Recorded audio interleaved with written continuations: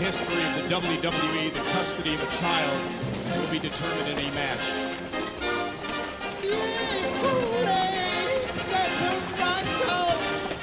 Oh, I knew he was going to do that. Hulk Hogan is a jabroni Hollywood blonde, but my boss, Mr. McMahon, is not jabroni. Get a horse attack, fool. Put that cigarette out. Will you stop?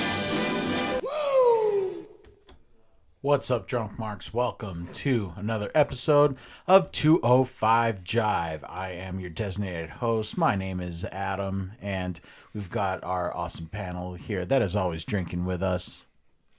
This is Eddie, Woozle Wuzzle. And this is Scott. Drinking is my business, and business is good.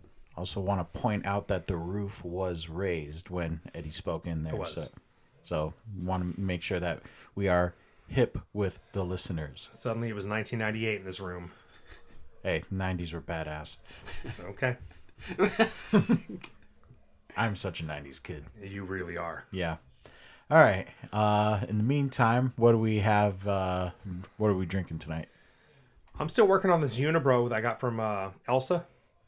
I'm gonna finish it during this episode. Also, I think I might shotgun another White Claw before this or before the next episode. But I've been sipping on this for a while because we're boom, boom, boom, kind of trying to run through them. But Yeah, we're knocking them out. So yeah. I like the idea about the White Claw. I am still on my Peach Crown with a Sprite Chaser. It is delicious. And I'm still on the Iron Brew or Iron Bra that I've been having for the last few episodes. It is still cold. I think I still have 2 more in the fridge. But, you know what, dude? A chick from Scotland followed us on Twitter a couple weeks ago, and she said something like, "Oh, I should look up her name." All right. But she said I don't know. She found, maybe I followed her and then she followed me back. But she said something like, "This is exactly the kind of podcast I've been looking for." And I tweeted her back, and I was like, "Yeah, well, our episodes are online." And she was like, "Okay, I got to catch up." Hopefully, she liked it and is still listening to it. She would be the one. I forget if you were listening to this. I forget your name, but you will definitely remember that exchange on Twitter. If you're still listening to the show and you like it, tweet us and tell us how the fuck you pronounce that. Yeah, I definitely want to make... I mean, it's a really good drink. I want to make sure it's being pronounced right. Because it's now going on for how many episodes worth? Yeah, you want to show proper respect. Oh, yeah, definitely. Exactly. Yeah. Yeah, and l'chaim to her for following us. We don't show respect for much. But this soda... Oh, God, no. I show respect. No, not on this show we do. No. Don't. Yeah. Bunch of savages in this town. Yeah. Exactly. Oh, no, I mean, after this, if we still have half our followers, our Twitter followers, or half our downloads after this round of episodes, there's some fucked up people out there. Yeah. God bless you. All right. So this is going to be an interesting one. We're not talking about the one particular wrestler. We're going to be talking about the one particular set of promos that had to do with Emma in the whole promo and the transformation of Emmalina, or the transformation that did not turn out to be. It feels like there were more promos than her career, way or her more. than her tenure. I mean, even if that wasn't the case, it definitely felt like it. It was an eternity, and it was boring.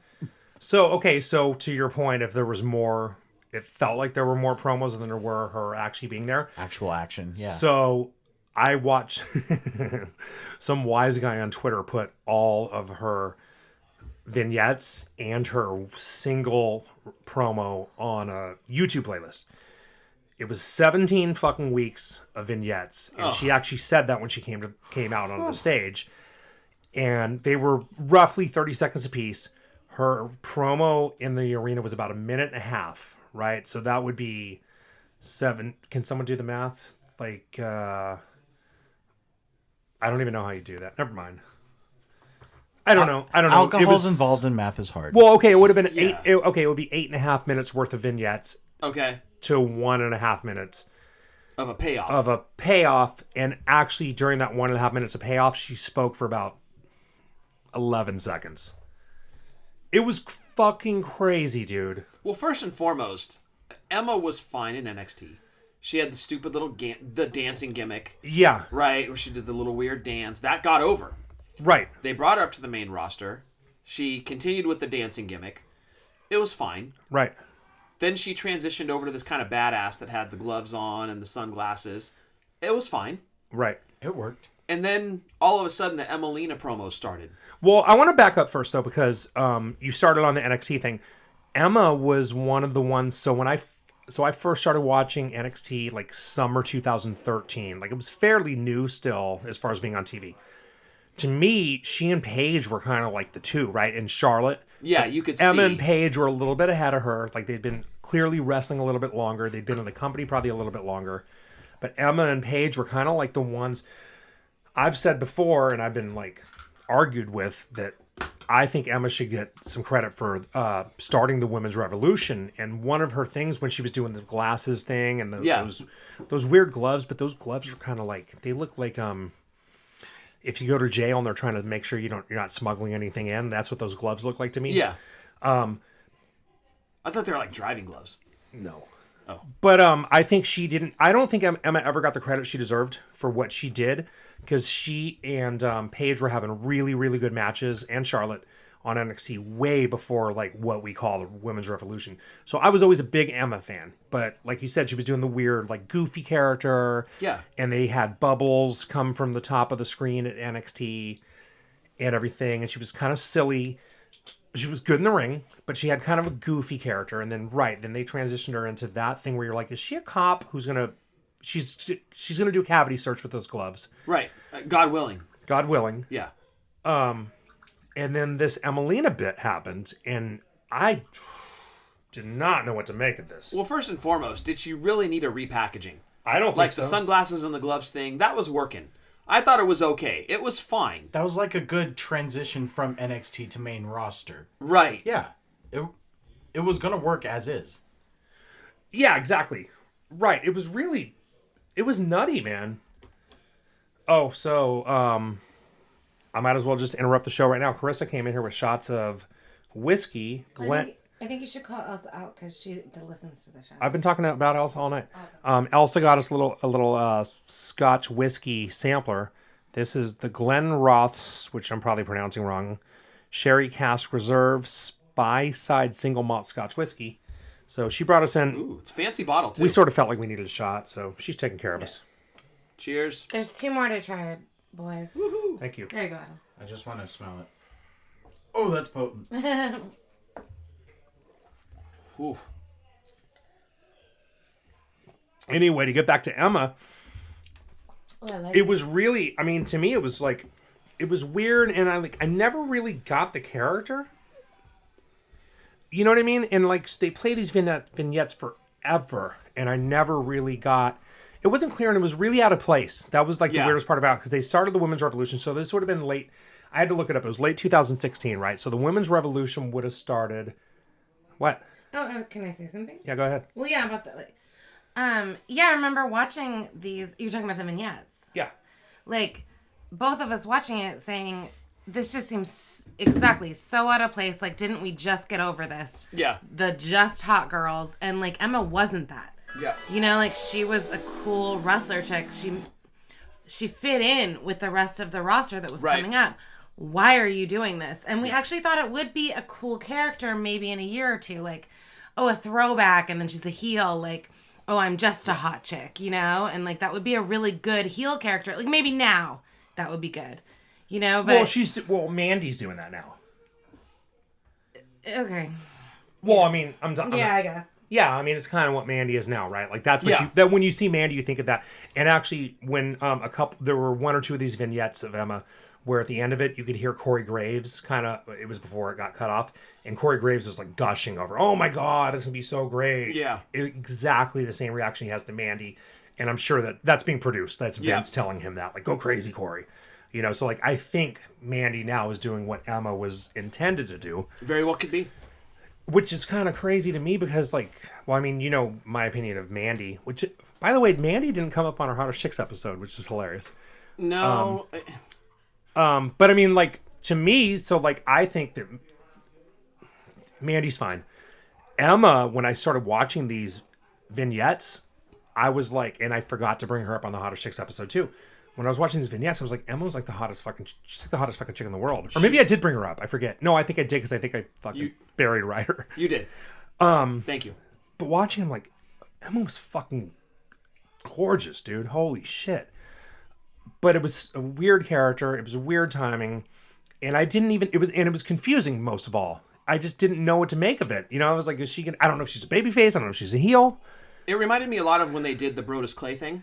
Yeah. Who he was supposed to be some big monster, and Brodus Clay is coming, and they kept pushing it off, and weeks and weeks went by, and no introduction. Right. And all of a sudden, they brought him in. He was Funkasaurus. Yeah. But Emmalina's payoff, the beginning of it was the same, where they kept pushing off. You're like, okay, here we go again. They're gonna flip the script on us, and that's kind of what they did at the payoff of it, right? Yeah. So they completely flipped the script on us. Right. So it was 17 weeks, and it was like watching these videos. About halfway, so like the first half of them, they didn't really change visually. Like you could tell that there were like 4 to 5 photo shoots, and each vignette would have like, I don't know, 10 different shots of her. And you could tell from me, you might not have caught it at the time when they're a week apart, but watching them back to back, obviously they just went out and did like 5 photo shoots with her, and they just split them up among these vignettes. Right. And early on, they were playing this kind of like pop music, like I told you earlier. Like I think one of them might have been like an Ellie Goulding song. Like maybe I could be totally wrong, but that's who it sounded like to me. Like I sort of thought I recognized her voice. But then about halfway through, she started doing a voiceover thing, and she was saying like, "You've been so good," which I was like, that sounds like so sexual. Yeah, no, tell me I'm bad. Right. I haven't been good. Right, or no, you know what? Reward me for being good. Yeah. And then it was like, you've been waiting so long, but the wait's almost over. And then when they started doing those, they started playing her music. And I'm going to play a clip of her music because you didn't you never heard the music, right? No, I mean, I followed along, but I don't remember, dude. Okay, I don't remember what the music was. Anyone who's listening carefully heard like about 2 seconds of her earlier, because I'm really bad at podcasts. You're learning. But I'll bring it back in. So like this music is, you hear the music, you're like, what?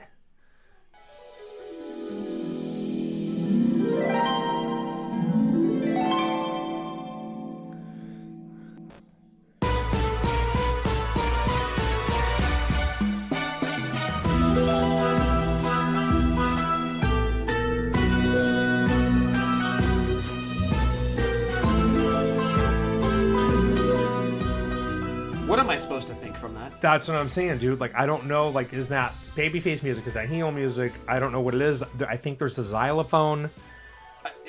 That's the xylophone right there. It's crazy. I don't even know what to think from that. Like you said, you can't really tell a character from that music. Right. But is it...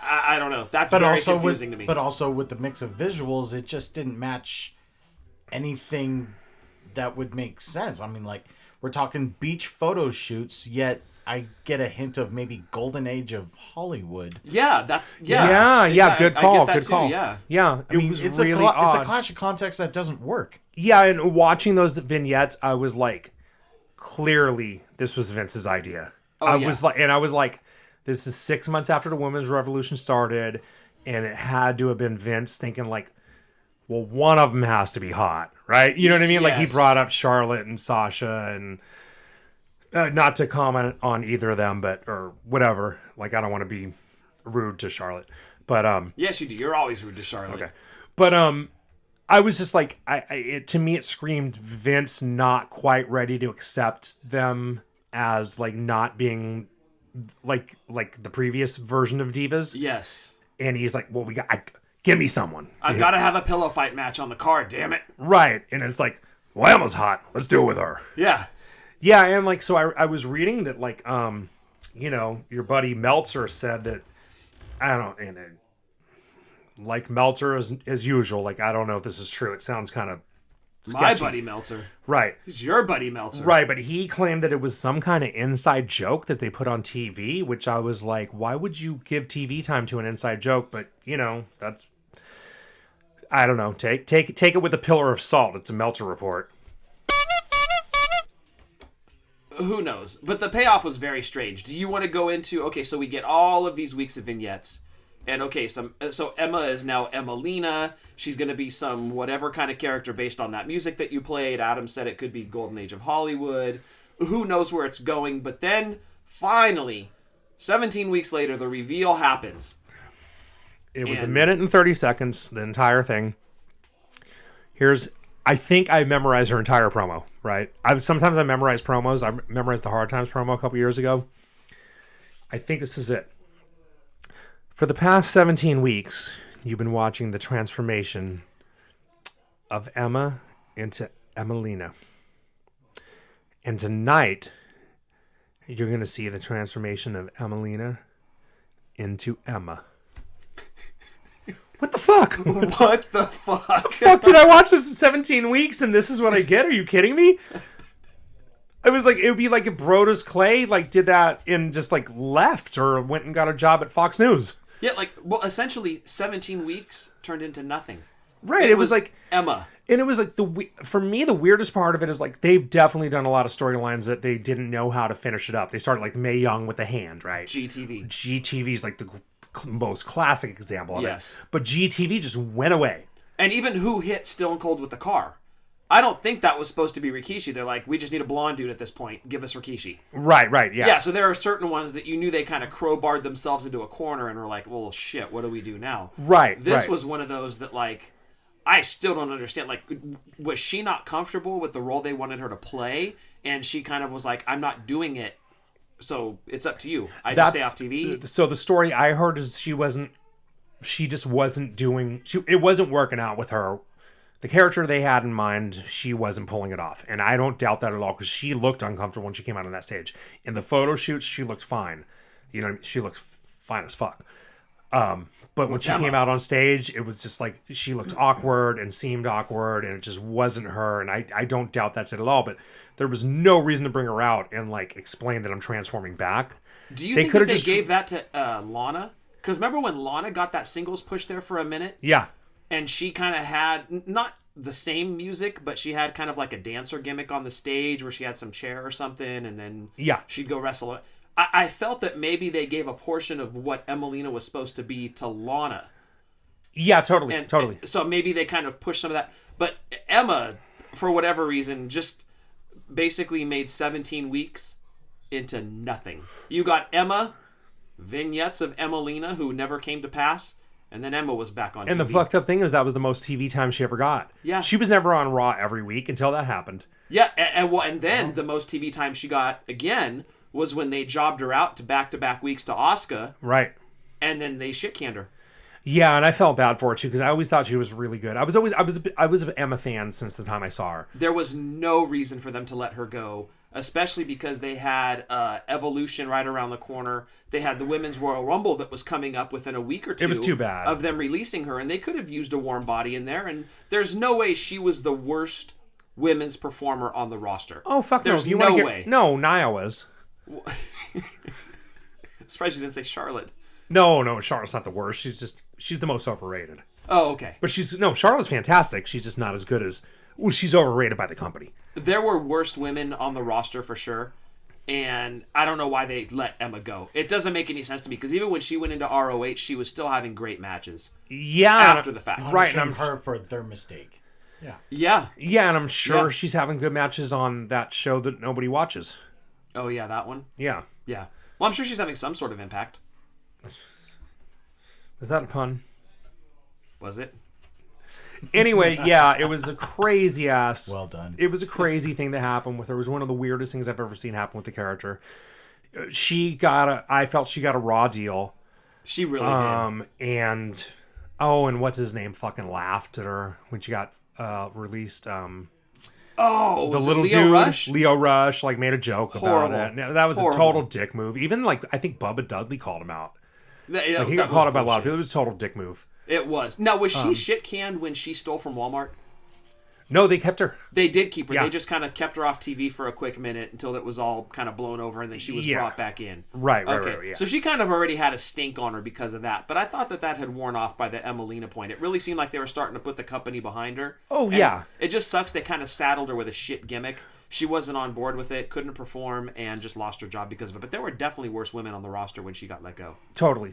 Yeah, she shouldn't have been the one to go. No, definitely not. No, and and you know what? I would love it if they brought her back. Bring her back to NXT. Yes, what I was going to say that. Yeah. 100% agree with you. Yeah. There has to be a spot for her to fill. She's excellent in the ring. Yeah, she's really good. I like her a lot. I do too. And yeah, like I said, watching those videos, she's one of the hottest chicks they've ever had here. Yeah, when you spoke like her, it gave me movement. You liked it? I did.